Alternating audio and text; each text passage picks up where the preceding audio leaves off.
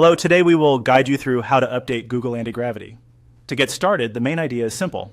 Updating Google Antigravity requires downloading the latest version and then installing it on your computer. Before you begin, make sure you have a stable internet connection and that you're using a Windows device, since the download option shown in this process is specifically for Windows. It's also a good idea to close unnecessary programs so the download and installation can run smoothly. First, open your web browser and go to Google.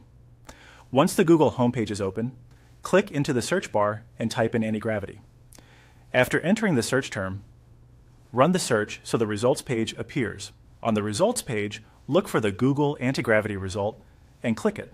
Take a moment here to make sure you're selecting the correct result before moving forward. This helps avoid downloading the wrong file or ending up on an unrelated page. Once you open the correct Google Antigravity page, you should see the available download options. From there, click on Download for Windows. This will take you to the download section for the Windows version. If you're following along on a typical modern Windows computer, the next option you'll want is the 64x download. Go ahead and click on Download for 64x to start getting the latest version. At this point, the file should begin downloading to your computer. Depending on your browser settings, you may see the file appear at the bottom of the browser window or inside your Downloads folder.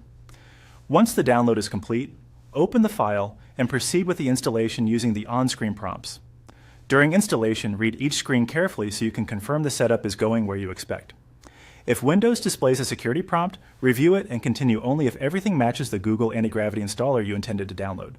This is a standard part of installing software and helps protect your system. After the installation finishes, you can open Google Antigravity and confirm that the newest version is now installed. If the app was already open before the update, closing and reopening it can help make sure the updated version loads properly. And that's it.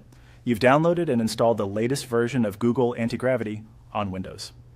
Thanks for following along, and we hope this walkthrough made the update process clear and easy to complete.